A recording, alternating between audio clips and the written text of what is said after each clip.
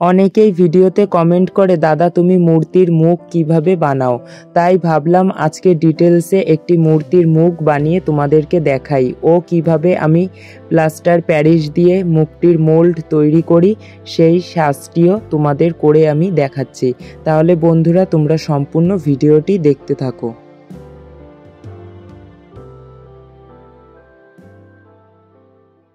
বন্ধুরা তোমরা বাড়িতে বসে খুব সহজেই এই রকম মুখমণ্ডল তৈরি করতে পারবে। এর জন্য আমার সম্পূর্ণ ভিডিওটি দেখো, তাহলে তোমরা বুঝে যাবে কিভাবে মুখটি তৈরি করলাম। আর এই মুখ থেকে আমি মোল্ড তৈরি করেছি, সেই মোল্ড থেকেই এই মুখটি আমি বের করেছি। বন্ধুরা আমার ভিডিওতে একটি লাইক করে দিও আর একটি কমেন্ট করো তোমাদের কেমন লাগলো ভিডিওটি।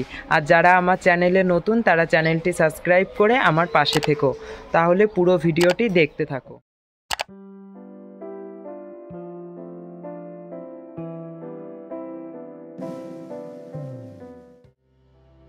প্রথমে মাটিটিকে একটি ডিম্বাকারের মতন আকৃতি দিয়ে নেব, তারপরে একটু আঙুলের সাহায্যে চেপে দিতে হবে। এরপরে সূচের সাহায্যে একটি ক্রস চিহ্ন এঁকে নেব।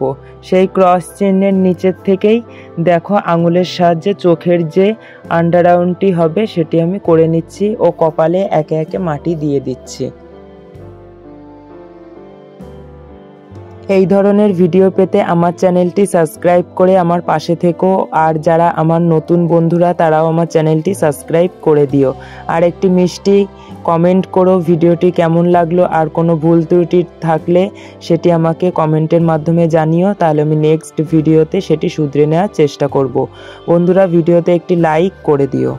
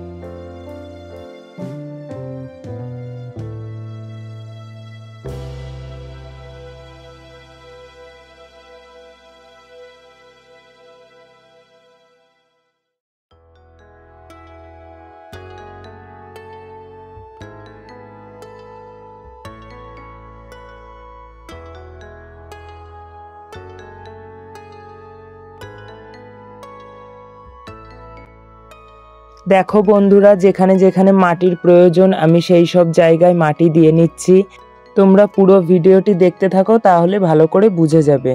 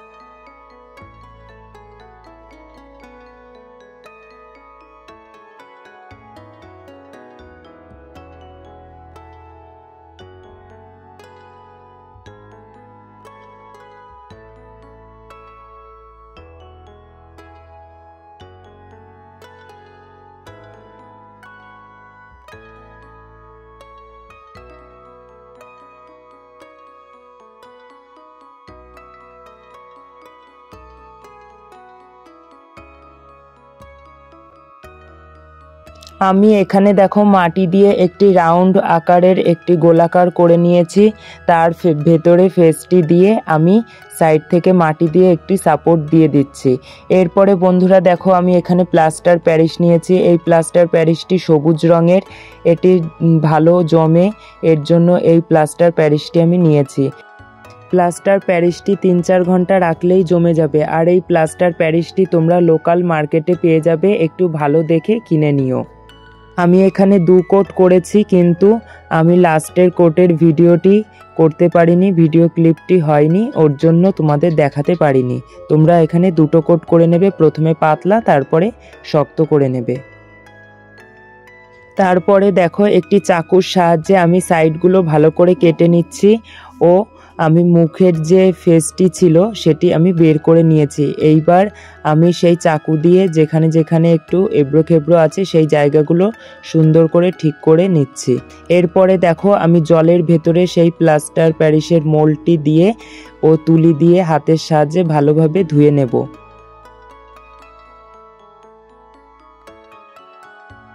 তারপরে কিছুক্ষণ রোদে শুকিয়ে নিলেই তৈরি হয়ে যাবে সম্পূর্ণভাবে প্লাস্টার প্যারিসের মোল্ড। তারপরে দেখো আমি মাটি দিয়ে একটি মুখ তুলে তোমাদেরকে দেখাচ্ছি।